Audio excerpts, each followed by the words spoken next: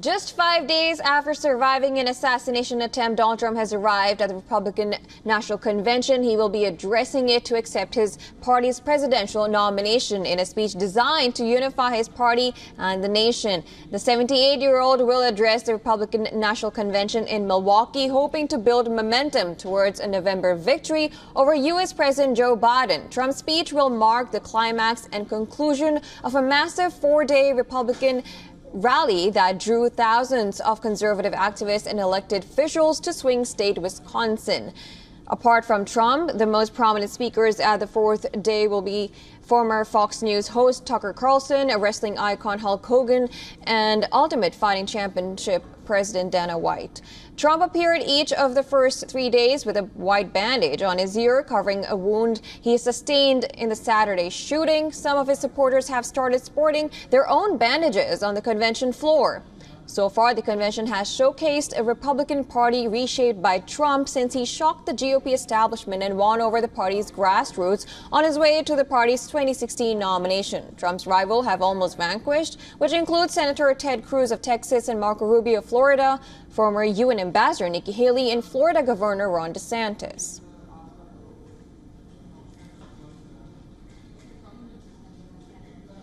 Now, for more on this, we have joining us Jonathan Wottrell, who is Director of Communication at the U.S. Mission to the United Nations. He is also a global affairs analyst and co-founder of civic tech company Arco. Thank you for joining us. Pleasure, Jocelyn. Now, 5 days after surviving an assassination attempt, Donald Trump will be addressing the Republican National Convention. He had earlier said that he is a changed man. He has also mentioned changing his speech, has promised to offer a softer and kinder message of unity. It's however hard to imagine, but what kind of performance will we be looking at today from Trump?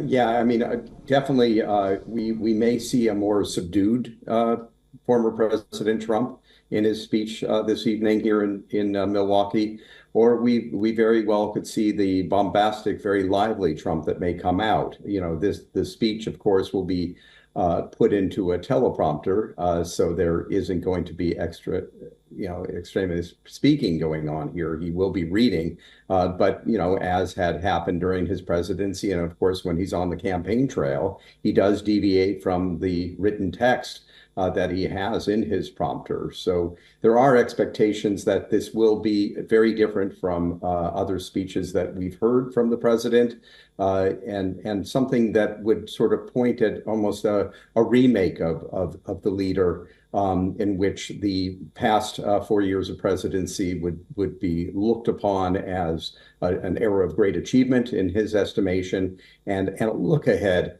to what he would hope to aspire if given another 4 years.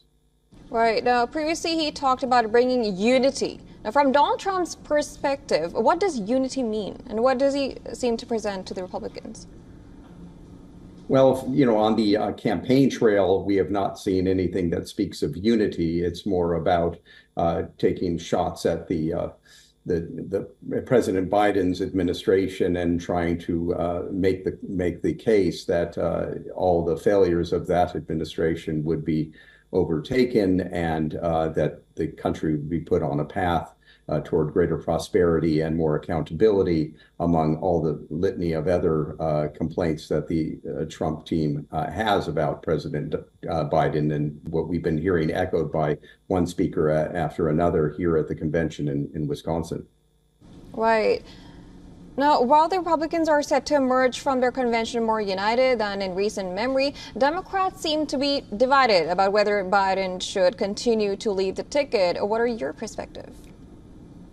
I mean, it is in many ways a perfect storm against the Democrats at this point. They have a president who clearly is not the same politician that we've seen over the last decades, definitely having a lot of difficulties in terms of articulating, in terms of energy, in terms of focus, among other things. There are, all sorts of claims about real severe cognitive issues at play here.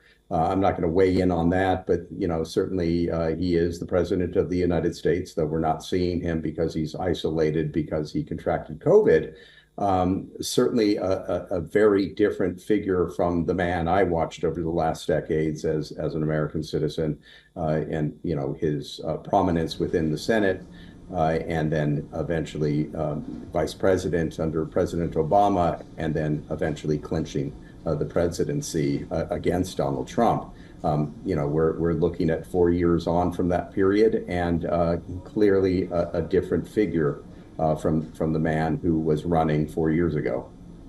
Right. Well, it's still to see if Donald Trump will be addressing Biden in his speech, which is kind of like, of course, obvious if we could go ahead, but we'll be tracking that. Thank you so much, Jonathan, for joining us on the show. Pleasure.